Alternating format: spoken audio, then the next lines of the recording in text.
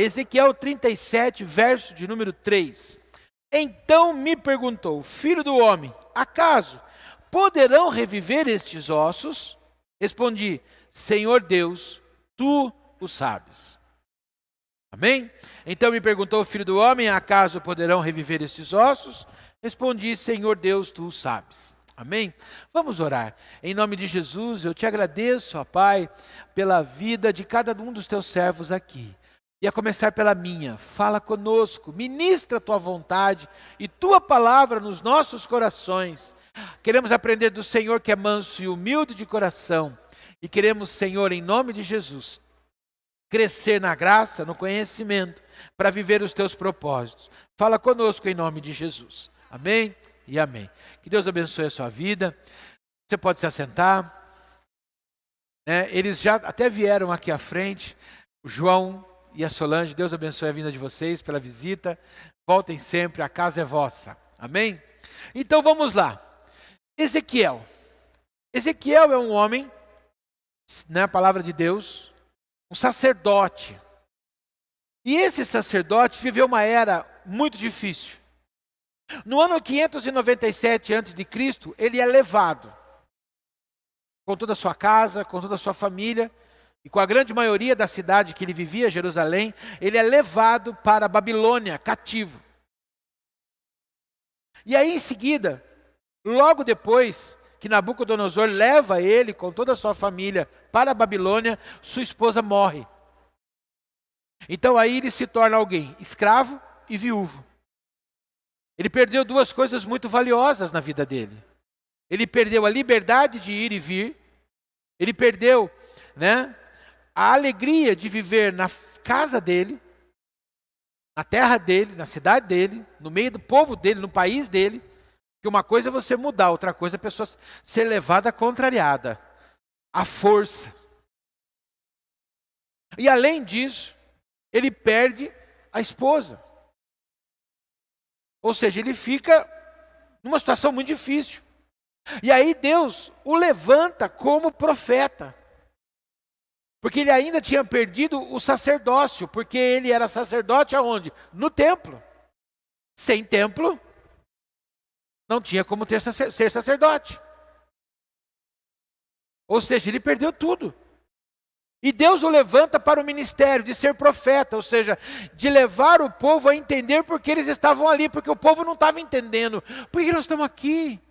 E aí o Senhor vai falando através da vida dele, como também da vida de Jeremias, de que eles estavam ali porque eles haviam errado, se distanciado, se desviado, se apartado da mão, da presença do Senhor, da cobertura espiritual que Deus tinha sobre Israel. Quando alguém conhece a palavra e se afasta, inevitavelmente ela vai sofrer. Por quê? Ela perde aquela proteção que ela passou a conhecer. E aquele povo estava vivendo isso, e aí então Ezequiel começa a explicar para eles. E aí ele tem um entendimento, assim como Daniel também tinha um entendimento, porque Daniel também viveu nos mesmos dias dele. Você percebeu como a Bíblia é linda? Você acha que cada um viveu numa situação, no momento. Não.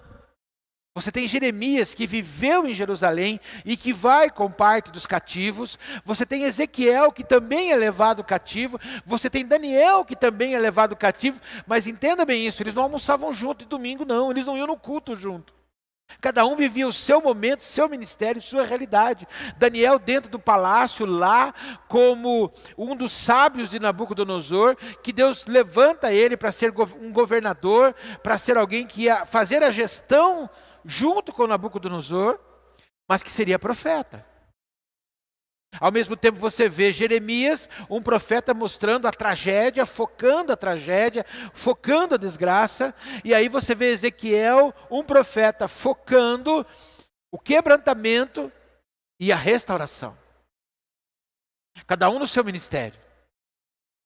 E dentro dessa realidade, Ezequiel, no meio desse contexto que ele está vivendo, ele então é levado, lá no capítulo 37, a essa experiência com Deus. Ele se vê em espírito, é uma visão espiritual, um arrebatamento, podemos dizer assim. A palavra de Deus mostra que isso existe. O Senhor pega a pessoa em espírito e leva a um determinado lugar. E nesse lugar, no mundo espiritual, ele vê um vale, grande, baixio, terra, e nesse lugar uma quantidade muito grande de esqueletos humanos. Ossos sequíssimos, ou seja, que há muito tempo estavam sem vida. E aí ele começa a conversa com Ezequiel. Ele fala: Ezequiel, você acha que esses ossos podem voltar a ter vida, a ser pessoas novamente? E aí Ezequiel faz algo que é muito interessante. Ele não se atemoriza e nem se atreve. Ele não se atemoriza dizendo acho que não, e não se atreve dizendo vai. Ele age com equilíbrio, porque ele é um homem de fé, ou a pessoa de fé age com equilíbrio. E ele, dentro do equilíbrio dele, diz o seguinte: tu sabes, Senhor, é o texto que nós lemos.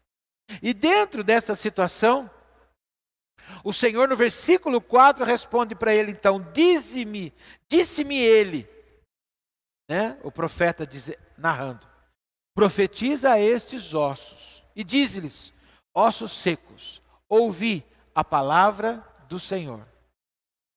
E aí então o texto continua sendo narrado, que esses ossos se juntaram, se remontaram, foram cobertos de músculos, de nervos, de pele, e depois o Senhor profetiza o seu espírito, e ele determina que ele venha, e eles se tornam um grande exército, ou seja, a obra é completa. Isso foi possível por quê? Porque Ezequiel ouviu. E não apenas ouviu, mas creu que a obra poderia ser feita. E a partir da fé que ele teve, as coisas aconteceram. Agora vamos trazer isso para a tua vida. Você já viveu esse contexto? Será que você não está vivendo esse contexto? Será que você já não passou por esse momento esta semana, ou passou hoje, ou entrou aqui dizendo: Senhor, eu não sei o que eu vou fazer da minha vida, eu não sei como eu vou reverter a situação, eu não sei como que vai mudar esse contexto. Por quê? Porque você olha de um lado, você não vê resultado, você vê do outro lado, você não vê fruto, você vê do outro lado, não tem expectativa, e você está numa sequência de entra dia, entra semana, sai semana, e a sua vida está em alguma área, se não em outras, ou na grande maioria, ou talvez num todo, num grande vale de ossos secos. Você não está vendo o resultado. E aí então, o que você vai fazer? Por quê? Porque você hoje é o Ezequiel do século 21. Você tem no rosto uma coisa que você não quer, você não pode fazer aquilo que você gosta, você não pode viver da maneira que você foi criado e acostumado, enfim, você está cativo numa situação, e Deus está dizendo para você, antes de mais nada, comece a entender, você foi gerado para este momento, não se vitimize, não diga: ai, pobrezinho de mim, ai, o que será de mim? Deus, no Salmo 139, diz que Ele escreveu todos os seus dias, sem que nenhum deles houvesse, ou seja, há um Deus que criou, que gestou você dentro do ventre da sua mãe, para que nesse momento, 2020, 2021, você estivesse vivo, vivendo, vivenciando, participando, e com um propósito divino sobre a sua vida. Então creia nisso. Por quê? Porque o Senhor quer que você aprenda a profetizar. Que você aprenda a viver da maneira que Ele quer para esses dias. Como eu disse a semana passada, é momento de reinventar, é momento de reciclar, é momento de aprender a reviver segundo esses dias. Por quê? Porque não é esse o lugar do vosso descanso. Jesus foi muito claro. Levanta. Acompanhe o raciocínio. Você que não viu, veja a live dos últimos domingos. Há um Deus dizendo para você: levanta, anda, vai. Vamos. Não é hora de parar. Não é hora de parar. Como eu disse, Jeremias, lá no meio do seu desílio, um dia ele fala para Deus: eu não estou aguentando mais, o que será de mim? A murmuração de Jeremias. Deus vira para ele e fala: Jeremias, você está reclamando? E está andando com quem vai a pé? Como que você vai acompanhar quem vai a cavalo? Está lá em Jeremias 12. Como você vai acompanhar os que vão a cavalo nos campos do Jordão? E tem que saber uma coisa, meu irmão, o que Deus está olhando para a tua vida não é o hoje, não é o domingo 7 de março. O que Deus está olhando para a sua vida é lá na frente. O que Deus está reservando para você é algo melhor e maior lá. Mas para isso você tem que estar preparado. É uma questão de preparo, é uma questão de prioridade, é uma questão de visão. Então Deus está falando para você, para de olhar o hoje. Como assim, pastor? Olha para o céu, olha para a palavra. Olha para aquilo que Deus tem para a tua vida, comece a entender. Por quê?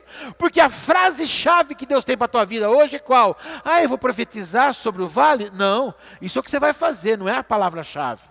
A palavra-chave é aquela que Jesus falou para Marta na porta do túmulo do irmão dela, Lázaro. Está lá em João 11:40. Se creres, verás a glória de Deus. É o que Deus tem para a tua vida. Mas pastor, como é que eu vou fazer isso? É simples. Fé genuína, verdadeira. Como se compõe essa fé genuína? Não é falar eu creio, porque todo mundo crê. Pode sair na rua aqui agora. Pode. Alguém crê em alguma coisa. Até quem não acredita em Deus. Na hora do vamos ver, acredita.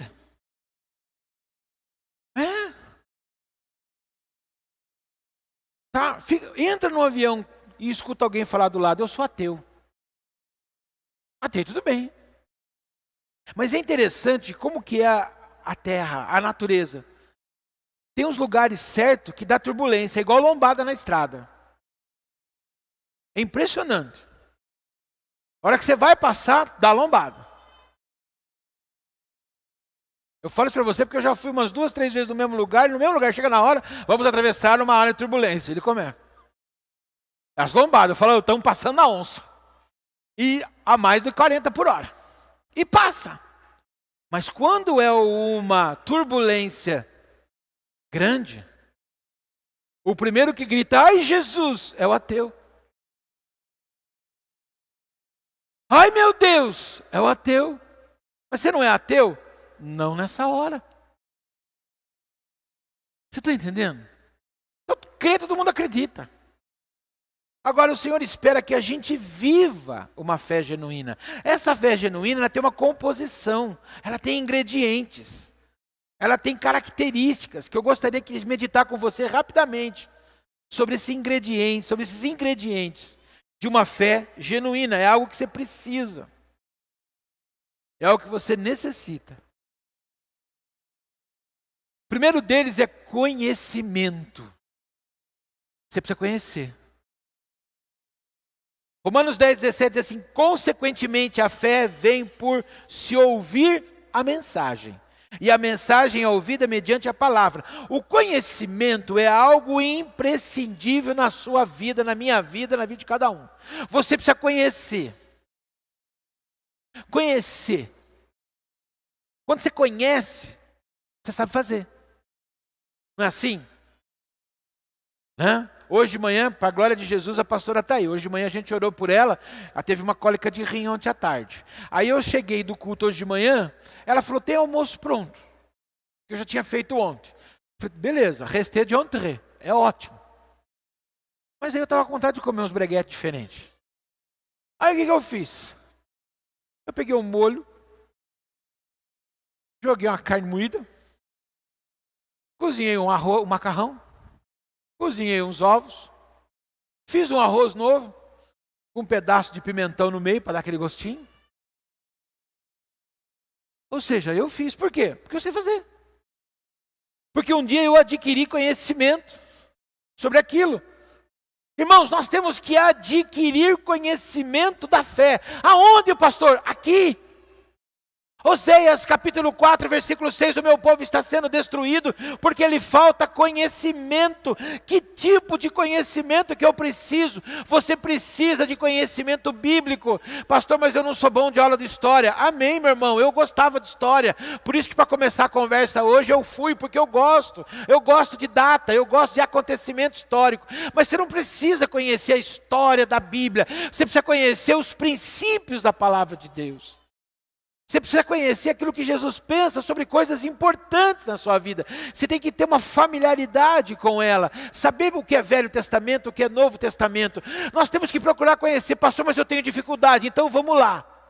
Você tem dificuldade ou você não tem prioridade? Porque tem cristão que fala, eu tenho dificuldade de conhecer a Bíblia. Mas ele conhece todos os personagens da Marvel. Ele sabe mais gente da Marvel do que da Bíblia. Quem não sabe de Marvel aí, vou atualizar os tiozinhos. É os super-heróis, é o Thor, Capitão América. E aqueles heróis que tem naqueles filmes. O cara sabe a vida, data de nascimento do Capitão América, eu sei. Quanto tempo o Capitão América ficou congelado, eu sei. Como chamava a namorada do Capitão América. Pedro, como chama Pedro, a namorada do Homem-Aranha? Hã? Fala bem alto. Ele está de máscara, não estou ouvindo. Como? Mary Jane. O Pedro sabe que a Mary Jane é a namorada do Homem-Aranha. Por quê? Porque quando o Pedro era desse tamanho, ele assistia 8 vezes por dia o Homem-Aranha. Mas ele era uma criança.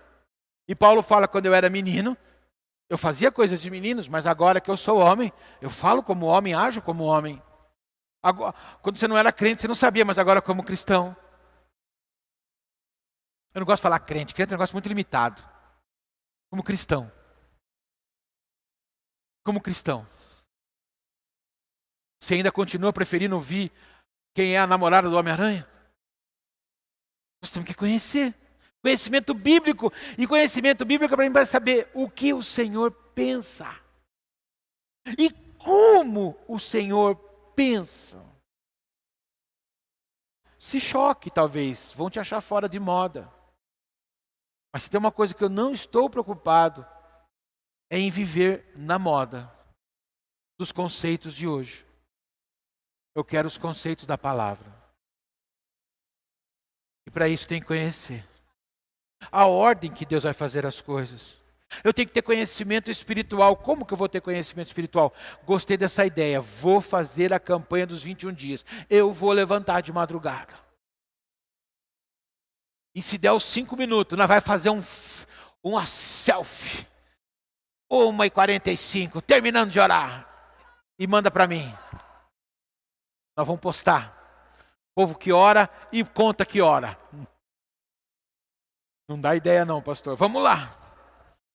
Buscar a presença de Deus, porque a presença de Deus vem do quê? Da palavra, da oração.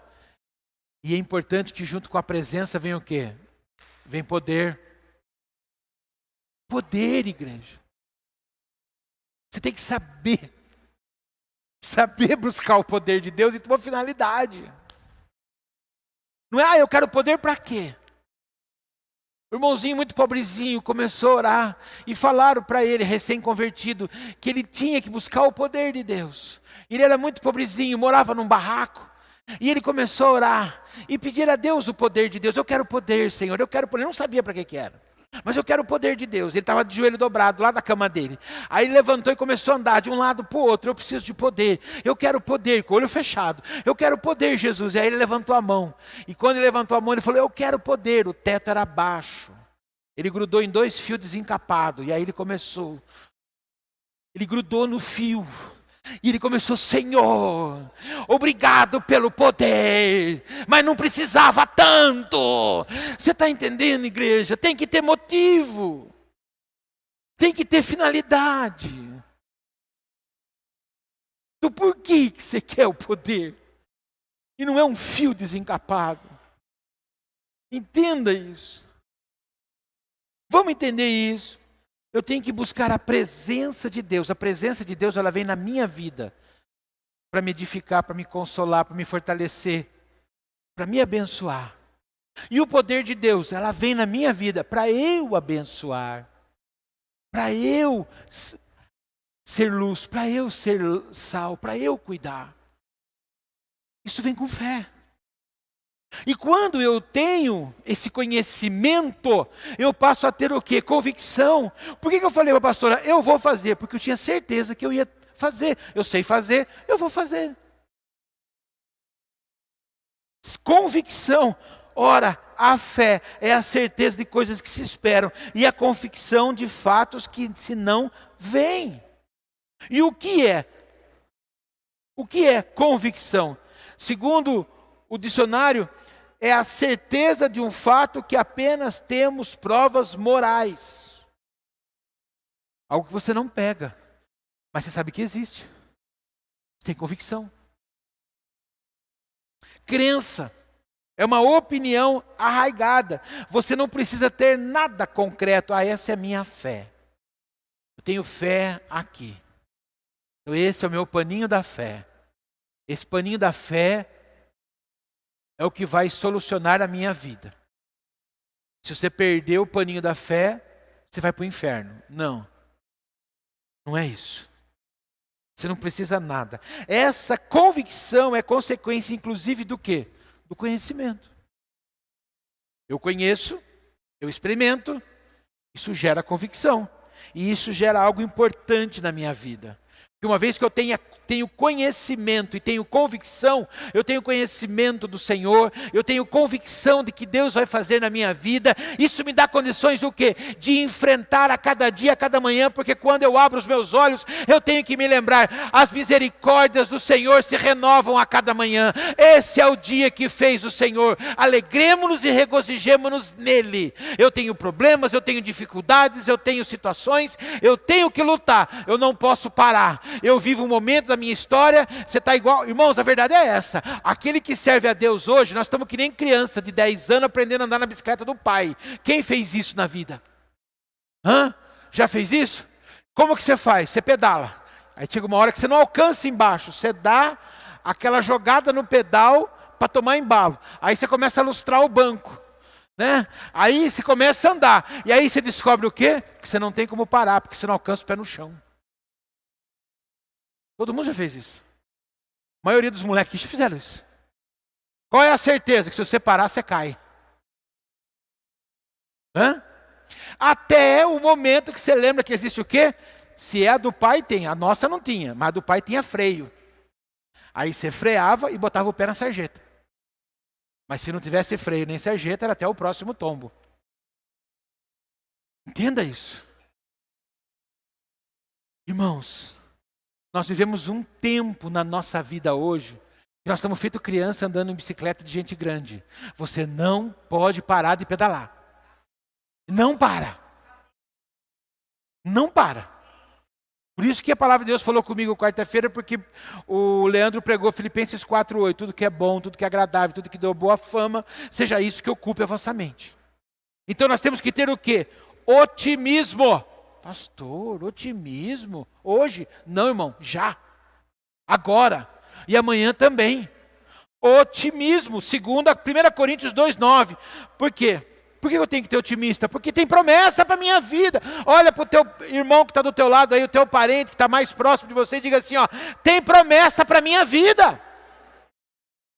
1 Coríntios 2:9. Amém. Aplauda o nome do Senhor, sim.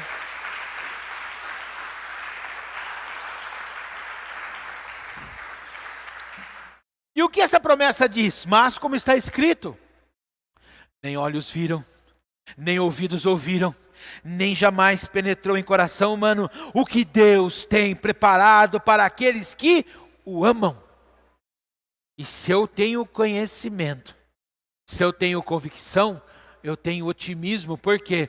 Porque esse conhecimento me dá entendimento do que, Will? Deus me ama. E se eu amo, porque Ele me amou primeiro, eu tenho capacidade de viver as promessas que Deus está preparando para mim. Isso é otimismo. Tem que ser uma característica comum, meu irmão. Pelo amor de Deus, repreenda. Repreenda o pessimismo. E evite, dependendo do momento, se você não vai falar do amor de Jesus para ele, evite o pessimista. Porque pessimismo é igual gripe, irmão. Pega que é uma desgraça. Eu fui 25 anos vendedor externo. E não foi uma vez nem duas que eu vendi porque eu cheguei no cliente otimista.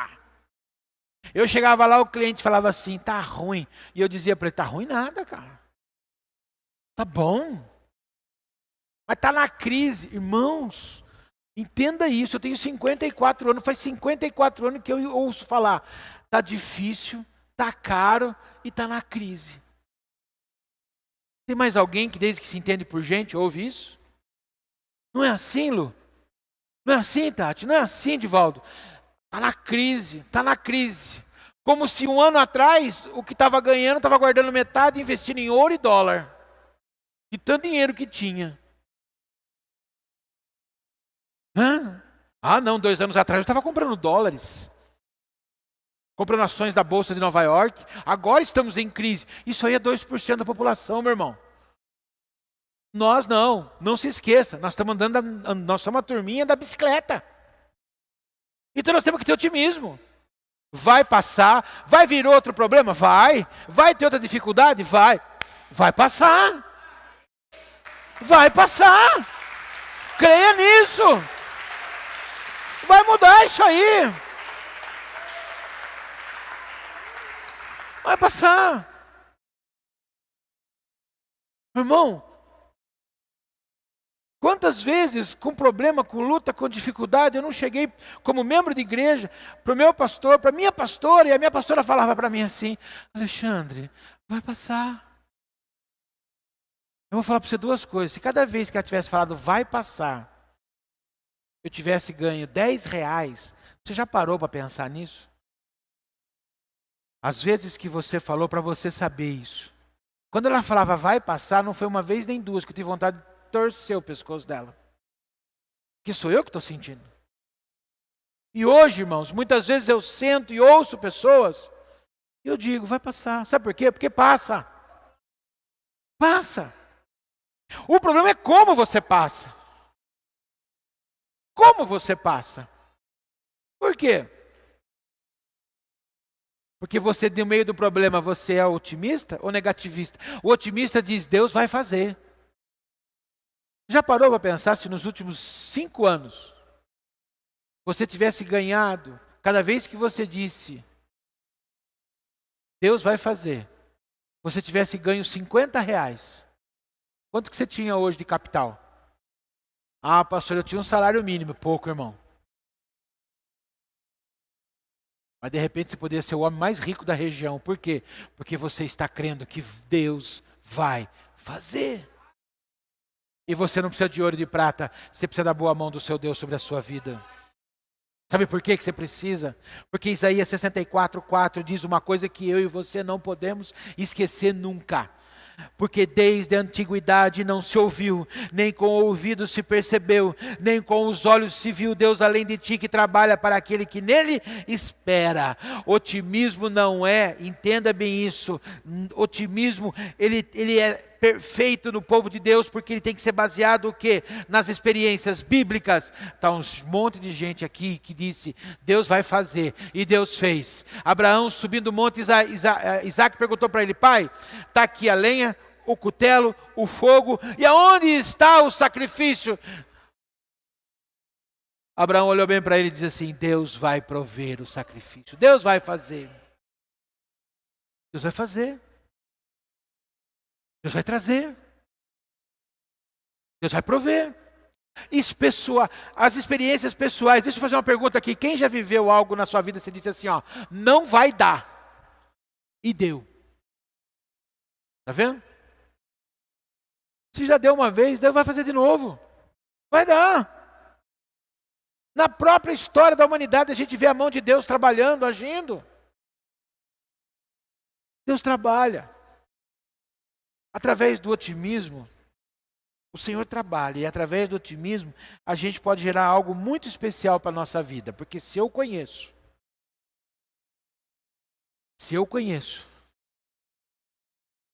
tá? E eu tenho otimismo, eu tenho também equilíbrio. Equilíbrio. Você não é um barata tonta, irmão. Você não é um desequilibrado. Você não é aquele que gruda no fio e fala, eu precisava, mas não era bem disso. Você tem que saber o que você quer. Efésios 4,14 diz assim: para que não mais sejamos como meninos, agitados de um lado para o outro e levados ao redor por todo o vento de doutrina, pela artimanha dos homens, pela astúcia com que induzem ao erro. Entenda bem isso, equilíbrio é consequência de quem tem maturidade, e maturidade é dado pela palavra, pela convivência com o mundo espiritual, cujo convívio é regado pela fé. Equilíbrio. O que é isso? Ele não é extremista, tenha equilíbrio. Você vê um artigo, uma notícia, tá? O que essa pessoa está falando? 10% eu aproveito, 90% não. Despreza os 90% e fica com aqueles 10%. Aprenda algo ali. Aí você ouve uma outra notícia de uma outra pessoa. Ouça, aprendeu 50%? 50%. Os outros 50% você rejeita. O equilíbrio te faz ter bom senso. O que é bom senso? É um bom entendimento das coisas. Não agir precipitadamente. Cuidado. Cuidado para você não se perder, para você não ser precipitado, para você colocar os pés pelas mãos, para você ser exposto, ser ridicularizado até. Tem muita gente sendo abatida na vida por ser ridicularizado. Por quê? Porque não tem equilíbrio, está se deixando levar pelo momento, pela situação. E aí começa com esse negócio. Toma cuidado com fake news. Fake news tira o seu equilíbrio. Ah, pastor, mas é um negócio que inventaram agora, essa fake news. Quem disse para você que é de agora? Quem disse que fake news começou agora? A primeira fake news que se tem de conhecimento na história, aprendi isso ontem. Foi em 1943, quando um repórter, eu não sei se nos Estados Unidos ou na Inglaterra, começou a narrar, porque ninguém estava vendo, só ouvindo no rádio, né? A narrar a invasão de marcianos na Terra. E ele começou a descrever o perfil dos marcianos. Altura, cor do olho, como que fazia. Irmãos, houve um pânico generalizado. Houve saques em mercados. Houve tragédias. Por quê? Por causa da primeira fake news. As coisas caem na sua mão, presta atenção com uma coisa que eu aprendi lá atrás. O que não for bom, não passe para frente, nem que seja verdadeiro. Não é bom, não vai edificar, não passa para frente. Segunda coisa, vai procurar saber. A fonte, a origem é fake, mais ainda que você não passa. E detalhe, você sai livre. Você não se atemoriza com aquela notícia. Isso não tira o seu equilíbrio, que não tira a sua convicção, que não tira o seu otimismo, que não tira o seu conhecimento. Aprenda a viver isso. Por quê? Porque o precipitado, o equilibrado, ele não se ampara em superficialidades. Ele vai procurar entender. Bota uma coisa na sua cabeça, irmãos. Aprendizado não ocupa espaço. E o HD da sua cabeça aí, ó, você não consegue usar 10%. Einstein usava 12%. Olha o espaço que tem. Einstein descobriu-se que usava 12% do potencial do cérebro. Então, conhecimento. Por isso você tem um cérebro tão abençoado. Para caber isso aqui, ó, a Bíblia. A palavra de Deus. Equilíbrio. Porque o equilíbrio vai te levar a uma situação de aprender com Deus a usar a favor da sua vida a fé. Você não vai acreditar em barco furado, em coisa errada. Você vai ter equilíbrio na palavra. Você vai ter equilíbrio no tempo. Quanto tempo nós estamos perdendo hoje? Para e pensa. Ai, a vida está corrida, a vida está corrida, a vida está corrida, tá? Quanto tempo você perde no seu dia? Pastor, eu não perco, será? Será que você não está tendo o seu tempo roubado?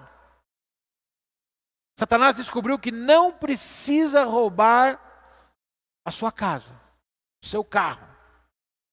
Ele não precisa roubar a sua carteira. Ele só precisa aprender, ele só precisa tentar em uma coisa: roubar o seu tempo. Você passa tempo demais naquilo que não vai trazer resultado. Eu não estou falando de trabalho não, porque trabalho a gente tem que trabalhar e ganhar o salário. Eu estou falando naquele tempo que você fica ali, ó. Naquele tempo que você fica ali, ó. E o pior, naquele tempo que você fica pensando em coisas que não acrescentam em nada. Isso está dominando e devorando o teu sono, fazendo você dormir mal. Eu não vou pedir para você levantar a mão, mas olha para a tua vida. Você está dormindo bem? Você está vivendo aquilo que a palavra de Deus diz: deito e logo pego no sono, porque o Senhor está comigo? Ou seja, você está dormindo, você deita e pega no sono em 30 segundos. 40. Dorme e bem. E acorda de manhã disposto. Ou você acorda tudo doído. Por quê? O seu sono está sendo roubado. Está sendo roubado. Está perdendo equilíbrio. Satanás consegue tirar o seu equilíbrio, trabalhando, tirando o seu tempo e tirando a sua qualidade, inclusive o seu tempo de sono. Está dormindo pouco, dormindo picado, dormindo mal, sem qualidade, o celular na cabeceira. E aí o seu cérebro não descansa porque ele fica em alerta dizendo: o celular vai tocar, o celular vai tocar. O seu cérebro tem essa capacidade. Sabia disso? O seu cérebro, você fica lá, vendo as últimas mensagens, as últimas notícias, desliga e põe do seu lado ali para dormir. Aí os seus olhos se fecham, o seu corpo dorme, mas o seu cérebro fica em alerta. Vai ter mensagem, vai ter chamada. E aí às vezes de madrugada, você abre para ver se tem alguma mensagem. Qual é a mensagem? Jesus voltou? E você ficou? Qual é a mensagem? Avisaram que você ganhou sozinho na Mega Sena sem jogar? O que é tão importante? Satanás quer tirar o teu equilíbrio, então faça uso desse ingrediente da fé, que é o equilíbrio. Sabe por quê? Porque o equilíbrio te dá ousadia. Ousadia não é ser inconsequente, ser impensado, não. Ousadia é quando pela fé é gerado de uma forma sobrenatural. Efésios 3,12, pelo qual temos ousadia e acesso com confiança mediante a fé nele. Crer no Senhor me dá a ousadia de me colocar na presença dele, sabendo que ele vai fazer, que ele está me ouvindo, que ele está me entendendo, que ele sabe o que eu preciso e que ele vai dar ordem aos anjos a meu favor para que as coisas aconteçam, porque eu estou agindo na ousadia. É uma ousadia santa, não é o ato de fazer por fazer, exibir-me na presença dos outros, diante das pessoas. Ousadia santa é a que impulsiona você, debaixo da tua fé, a fazer o que os outros não fazem, a falar ou fazer o que os outros não falariam, visando abençoar as pessoas, a restaurar, a dar conhecimento. Entenda isso. É ousadia. Ousadia que Deus vai fazer de uma maneira especial para que você possa viver a graça de Deus. Deus quer que você viva a graça, porque pela graça sois salvos mediante a fé. E isso não vem de vós, é dom de Deus. Fé genuína nos dá total entendimento do que é a graça de Deus, como bem disse Rebeca aqui. Favor imerecido da salvação, da mão do Senhor na nossa vida. Isso traz segurança. Traz condições de você viver e servir a Deus de uma maneira correta, de uma maneira abençoada, de uma maneira frutífera para a sua vida. Te dá entendimento, a fé te dá entendimento, a graça te dá entendimento do Deus que cuida de você. E por que Ele cuida de você? Não é por causa dos seus lindos olhos azuis, não é por causa do seu lindo cabelo cacheado que Deus te ama e cuida de você. Ele cuida de você porque você é imagem e semelhança dele, porque você não tem preço, você custa um preço muito alto, que foi o sangue do filho dele na cruz. A partir do momento que ele mandou o filho dele morrer na cruz por você e derramar o sangue do seu único filho, e ele disse: tudo está consumado. Eu pergunto: você vale quanto? E um Deus que manda o filho dele morrer na cruz por mim e por você, não está preocupado em cuidar da sua segunda-feira? Cuidar da sua semana, do seu mês? Te dar a vitória? Está sim. E quando eu tenho entendimento dessa graça, é aí é que eu atinjo algo que a qualidade de vida mais precisa. Descanso. O último ingrediente de uma fé abençoada, uma fé genuína. Descanso. Viver descanso nos dias de hoje está no Salmo 112, versículo 7. Não se atemoriza de más notícias, o seu coração é firme, confiante no Senhor. E ele começa no versículo 1 dizendo: o homem que teme ao Senhor, o homem que tem fé. Entenda isso. O seu temor, ou seja, o seu respeito. Temor não é ter medo, é ter respeito, ter reverência, ter entendimento. É consequência de uma fé que lhe traz o quê? Segurança. E isso traz descanso. Descansar não é ser inconsequente. Eu vou aproveitar e descansar hoje, não vou trabalhar. Não. Não é desligar, eu não quero nem saber, vou desligar de tudo. Não. O que é o descansar? É ter consciência, ter ciência, ter conhecimento, ter entendimento de tudo aquilo que está acontecendo.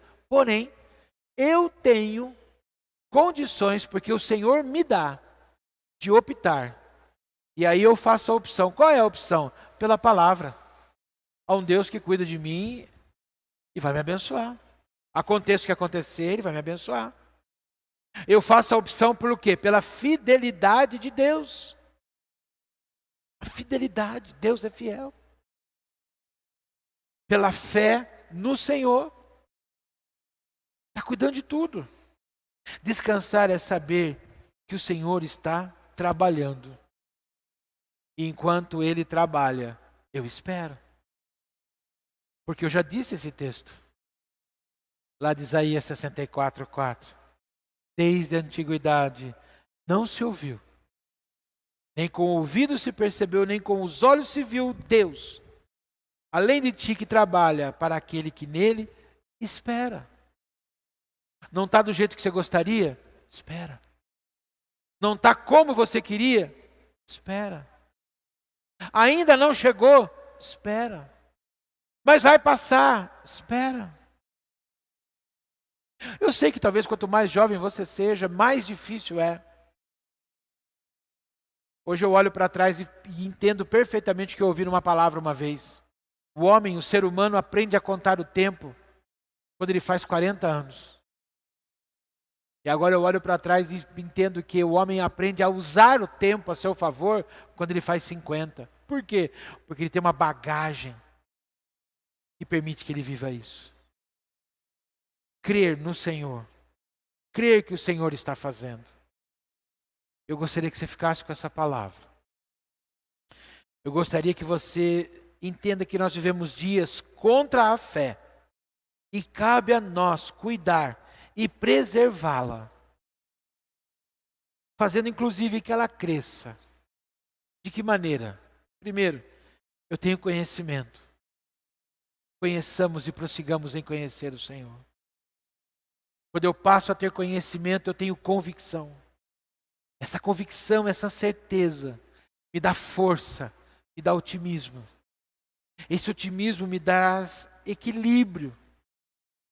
Esse equilíbrio gera em mim ousadia. E essa ousadia me faz ter entendimento da graça de Deus. E através dessa graça de Deus, eu encontro descanso para momentos tão difíceis.